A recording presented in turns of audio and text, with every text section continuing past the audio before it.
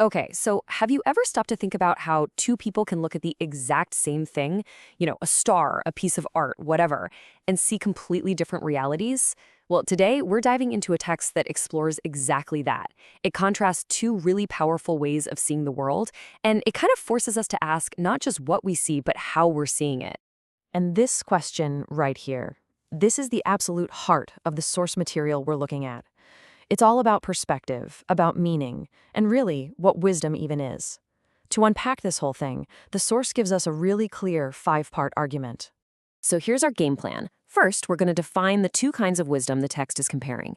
Then, we'll get into this amazing allegory about a book, unpack what it really means, and see how that meaning shapes not just people, but whole societies. And finally, we'll look at the text's ultimate claim about where revelation comes from. So right out of the gate, the text draws this really sharp line between two ways of knowing things. On one side, you have the wisdom of philosophy and science, and on the other, it presents what it calls Qur'anic wisdom. And to make this difference totally clear, it uses a pretty powerful story. And that brings us to the main story here. It's an allegory, and it's designed to take this abstract idea about two worldviews and make it super concrete, something you can really picture. It's got a wise ruler, a magnificent book, and a big test. The story kicks off with this powerful, artistic ruler who decides to write out the Qur'an in the most incredible way you can imagine. He's not using plain old ink. Nope. He's writing the letters using diamonds, emeralds, rubies, gold, silver. The result is just this breathtaking work of art that everyone is in awe of. So the ruler takes this amazing book and presents it to two very different guys. First, a European philosopher. He's a brilliant engineer and a chemist. And second, a Muslim scholar who's described as just a lover of truth. They both get the same job, write about the wisdom and purpose of this incredible creation. So the philosopher gets to work, and he does what he does best. He meticulously documents the physical object. He details the properties of the jewels, the quality of the gold, the complex relationships between all the patterns.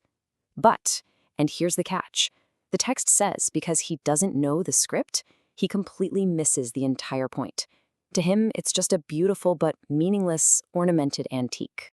But then, the scholar steps up, and he takes a completely different approach. He immediately sees the book for what it is. Just like the slide says, he looks past the jewels to explain the sacred truths and the mysteries hidden in the words themselves. He's not focused on the decoration, but on the meaning that's hiding right underneath that beautiful surface. Now, of course, the ruler is super impressed with the scholar and basically dismisses the philosopher for missing the whole point. But listen, this isn't just a simple story. The text presents this whole allegory as a key, like a map for decoding our own reality. And here is that key that unlocks the whole thing. The jeweled Qur'an, that is the universe itself. So intricate, so full of design. The ruler, that's the creator.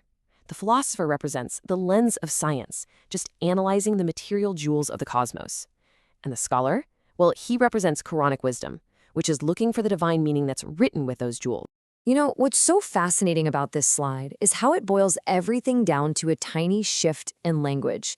The source is arguing that philosophy looks at the universe and says how beautiful they are, focusing on things as they are in and of themselves.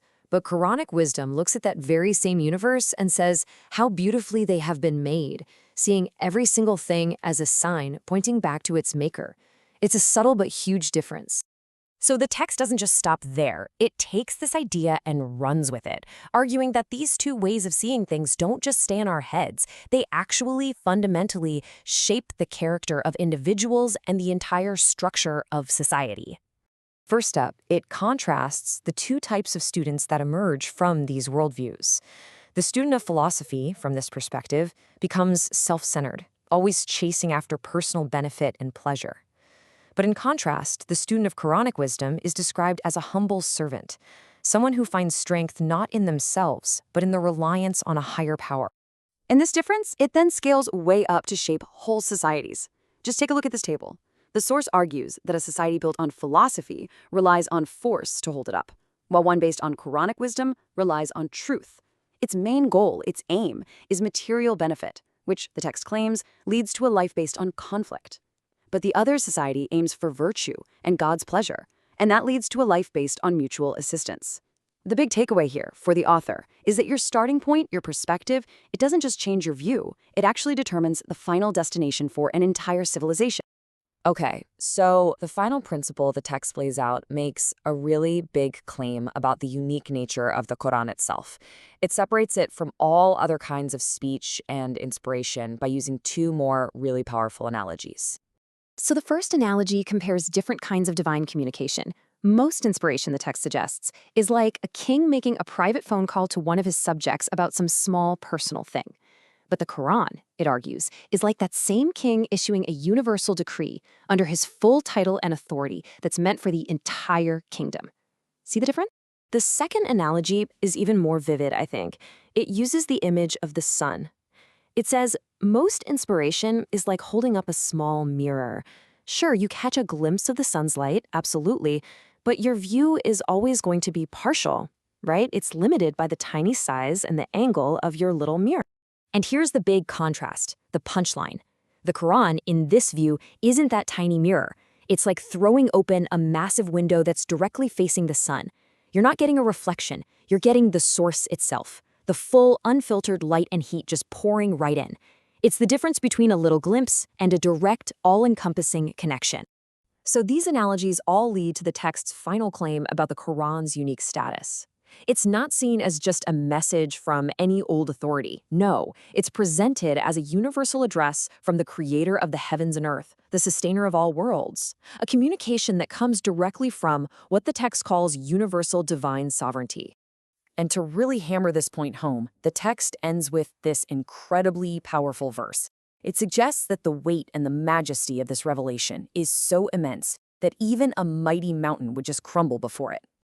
And that brings us right back to where we started, with a final question for you. The text asks us to look at the world as if it were a jeweled book. So as you go about your day, it kind of leaves you with this question. Are you only focused on the jewels and the patterns, the decoration, or are you looking for the meaning that's written within them?